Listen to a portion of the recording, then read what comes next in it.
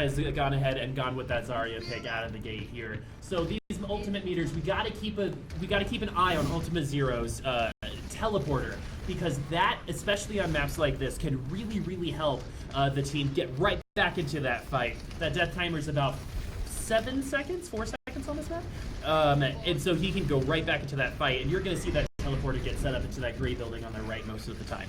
So they're gonna see each other, they're poking each other. We get our first contested. That D.Va, just like always, is ahead. The mech is gone. Reinhardt Sonic Wave is going through her, and we got extra heals on that Lucio, and you see that number in the middle. That's how many people are getting the heals. The bubbles are going down for the Zaryas, and we're seeing no one go down so far other than Thrasher. Vanilla Love going ahead and taking him out. Houndstooth with the mercy kill on Siphons on that Pharah. That's always really great to see. Ultima Zero taking down that tank. Symmetra is so good against tanks. I think the Symmetra's a little bit of a wild card. You always have to keep in mind where her turrets are, and there are some predictable places, particularly right around that gate entrance. But beyond the turrets, the power of her beam attack is just so immense. She can take down almost anyone one-on-one if she plays her cards right. And that doesn't even talk about how slippery of a character she is. She jumps side to side. It is very hard. That's why when you get that snipe or that tracer kill on that Symmetra, it makes your heart flutter just a little bit. Because Symmetra is pretty annoying when played well, and that's the point of her character. So we're seeing D.Va going up front. Zarya is actually trying to take that front line right now. We can see her body glowing, which means that her beam is over 50% right now. And she's going to be able to do a lot of damage with both that left click and right click. Harmony Orb on that Zenyatta is going to be buffing her up right there. So as we can see, she's got her ultimate, and she's got over 50% on that Gravitron beam. Let's see if she's going to go ahead and throw that Gravitron pulse out. Lucio gets the bubble. She gets her own bubble. And here we go. We get to see that Gravitron pulse. Zarya on the other team healed herself, and it looks like no one is going to go down other than Mr. Emerald getting 2 kills. Smoke TV getting another one. We see the Transcendence going down for that Zenyatta on the red team. D.Va making sure that Transcendence is almost always used at the perfect time. Yeah, Transcendence has been a huge momentum swing, able to really counteract almost any ultimate. One of the more powerful ultimates in the game because of that counteractive purpose. Yeah, we actually see that Mercy go down. I think she used her res there. So, and no, I don't think anyone went down on the red team. So they were able to take that team fight twice without a Mercy of their own. And now we can look at their portraits, and 5 of them are on fire. Absolutely insane how much fire is up in that red team corner. And here they are finally pushing the payload along. Job 1 is down. Now to push the payload along, we'll see how successful Cloud9 can be at that. Yeah, we're actually seeing these teams really kind of pushing each other really well. So we've got 3 people, 4 people on the payload, 5 people. So that's going to show you what kind of strategy these teams are trying to do. We have the Reinhardt on the defensive team. Oh, we've got the charge, but he misses on the D.Va. He's able to land it on the Emerald, on that Lucio. Getting through Shane, getting 2 kills. Reinhardt contributing on that B-build, and a 3rd kill for McCree, and just like Symmetra's always do, finishing up and doing the cleanup for the rest. The taunt by Cat on Mars. And I like the swagger from Cat on Mars, dropping the taunt as Reinhardt after the clear. Not afraid at all to be going up against this dominant Cloud9 team. Exactly. There's no fear coming here. You got to put everything you've got into these finals. Gotta leave it all out on the playing field. And McCree doing a good job with some harassment damage. Siphons going down, nice pickoff. So what happens here is that it really enables this blue team to put, assert their dominance here. They've got numbers, and numbers are very important for this game. We've got the first teleporter, so deaths on the blue side are not going to be as big as deaths on the right side. We got a Graviton Pulse coming in, and a Transcendence to completely counteract that, and Kamehameha coming in with the triple kill on that ultimate. Tactical Visor going to try to do something, but McCree goes ahead and takes him down. That was kind of a desperation play. A little bit. Sometimes you just get back into a corner and you don't really have a good option out. And that's exactly what we saw right there. Just doing anything you can to try to slow the bleeding. And Sans decides to cross the beams and does not win that duel. So, we got a res here. Ultima Zero coming back. Mercy loses her life because of that. I think that was not probably the best time to use that res. definitely not the most advantageous. Not a great value out of that one for sure. Well, actually, I saw a couple names pop up on the blue on the right side. Yanku Shake is on fire, both on his portrait, but also he has been contributing to his team and getting those kills at the right time. And here's Ultima Zero back on that Reaper we were talking about. I'm really excited how this Reaper is going to do against the other team. Pretty strong in my opinion, because there's only, Zarya is an off tank, and D.Va is pretty tanky too, but I think that Reaper's going to be able to shred them. So we've got the Reinhardt shield coming up. Again, we've got that glowing vanilla love right there. So that means he's right there on almost max. We got the self-destruct coming up, and Kamehameha gets Thrasher. He's not able to sprint away. That shift is good, but it's not that great if you die. Really? This is, wow, one-man army here. Oh, and Yang Fusheng goes down trying to hold it by himself.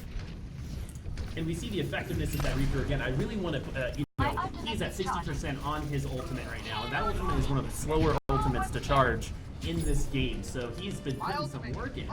However, the whole point of this is to make sure that this team doesn't make it to the end. And again, if they're dying one by one, it's going to be easier and easier to push that payload. We're coming up to a critical, probably the most difficult choke point here on King's Row. This final corner and this final stretch, there's so much empty space in between the spawn point for the defenders and where the payload comes around the corner. It's just so easy for long-range characters to deal immense damage. Sonic's barrier going down, Deadeye comes up, Smoke TV gets a triple kill with that Deadeye. That Graviton Surge, I'm sure, helped quite a bit. Yanku Shake coming up with 2 kills on his own. Mayhem once again causing some mayhem for that opposite team. But during this whole time, we're on the payload. And if you look up in the corner, there are still 5 members of Cloud9 on fire. That has been almost perpetual throughout this game. And a wonderful performance from everybody on Cloud9. Not that it wasn't a good attempt at defense, but man, sometimes you just walk into a hurricane. Yep, exactly.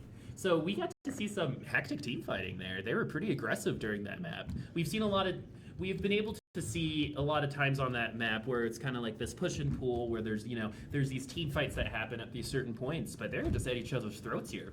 Yeah, and one of the things among all of that fighting, one of the things Cloud9 did the best was just stay on the payload. After they got it out of the garage, it was just constant movement, plugging along down the street. There was hardly a downtime for the payload.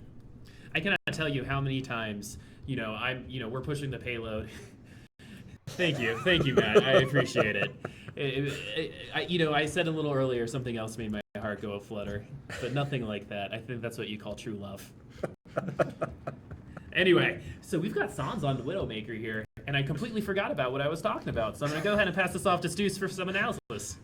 Well, one of the things that, what is it? I keep blanking on the name of Fraudulent 6. Fraudulent 6 is going to have to do. They are going to have to really come at it with the same fire they had on defense. They can't shy away from it. It wasn't an unbeatable time slid up by Cloud9, but it was a very good time. So it's going to have to be a no-holds-barred effort here from the Fraudulent 6 in order to match the time and take the map. And they've obviously been able to do that throughout this tournament based on their record coming in here. So when this game starts, I think that Cloud9 cannot underestimate that they're against a team that potentially could be just as good as them. And something interesting here, B-Belk, who has almost exclusively played Zenyatta, has switched over to Mercy for the game. They're still keeping the double support role, but now instead of the Zenyatta, they have the Mercy with Mox Emerald as Lucio. And we do have a different character here on the blue team with that Winston. And Winston's just one of those characters that seems to be a nice niche pick for people. And he's I think he's a lot like Mei. He's either incredibly useful or you're having a hard time doing anything. Ooh, good knockaway there. And he gets the 76 as well. Sam's taking out Kamehameha on that Roadhog. Vanilla Love showing that he doesn't just play McCree. He has been an awesome Zarya as well. However, Silence does take him out. He takes 2 people out. B-Belk on that Mercy. And Mercy's already got 50% on that ultimate, so we're going to see a res for this next fight coming up at this next point. But however, Blue suffers no casualties and takes the first point with 6 minutes to get to the end. So actually, it would be 4.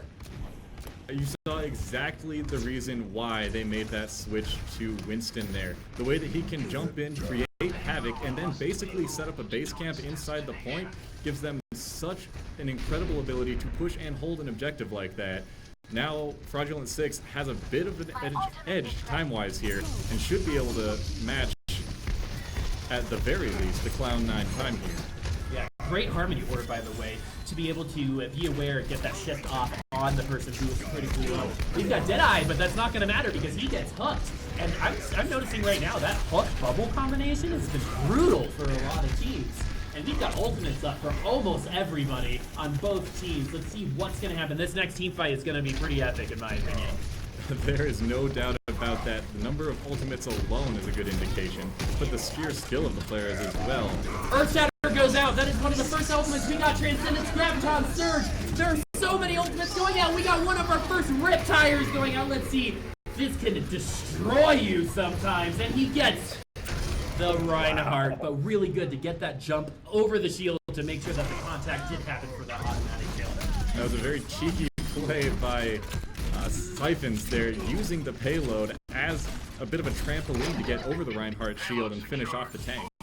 Yeah, I've actually seen this Junkrat. I feel like that, you know, the switch, in theory, is a good switch, but I feel like the Junkrats have been dying a lot. There's definitely a risk with that, but we'll see. Siphons has been, like we said, a bit of a gadget player all game, and Yep. I have no reason to believe that he won't be just as effective with Junkrat. You're right, Stews. Before this game, we mentioned how versatile of a player that he is. He's one of those jack of all trades. Put him on any character you want, and he's going to be effective. Ultimate Zero, putting down some work against the other Reaper. And we got more kills from Blues McCree and Crushing on fire again for this game. And he is definitely putting down the damage. And in my opinion, it's been a little intimidating for this red side. And they're actually on track. Blue is on track to beat the time and potentially cause Cloud9 to lose their first map of the day. And that has been from 10:30 up until now, where none of these players don't know what losses are like so far. So let's see what this first loss is going to do for one of these things. Great flashbang there to cancel the healing, so that Roadhog's going to have to wait another 8 seconds in order to get that heal once again. Siphons with the Riptire going with the Mercy. I think that's worth it. And Gusheng, though, getting some retaliation for Siphons.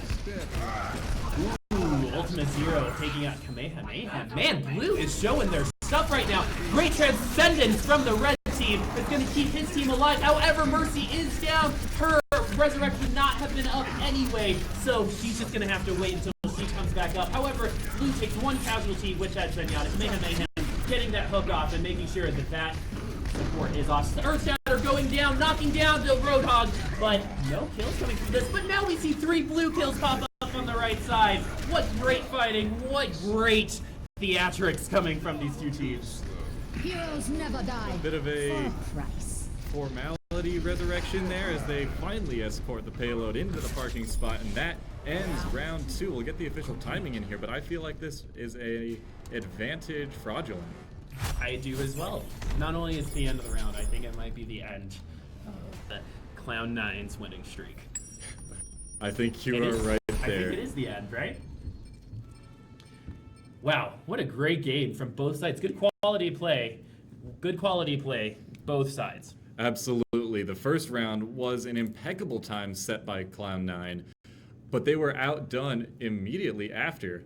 Phenomenal rebound there for Fraudulent 6. Yeah, and there might have been an intimidation factor going in. Look, all of them have the same player icon, and like I've said before, that a lot of the times can be scary, but it seems like it had no effect whatsoever on Fraudulent 6's mental state. So the real interesting key here will be, how can Cloud9 rebound? Neither one of these teams has lost a map so far. Yeah. This is Cloud9's first map loss. Sometimes that can get a little frustrating. Sometimes it can cause you to lose your cool, and it can really be a game changer. Can Cloud9 regain their composure and bounce back here for the second map, which will be Dorado? So we've seen Dorado a lot, and we've been talking about that bridge, and I think I saw something new today when one of the defending teams had a Widow, and they were able to completely circumnavigate that Widow's effectiveness and get past the bridge. So let's see if we see anything cheeky like that again. I do like snipers on this map because of that first turn.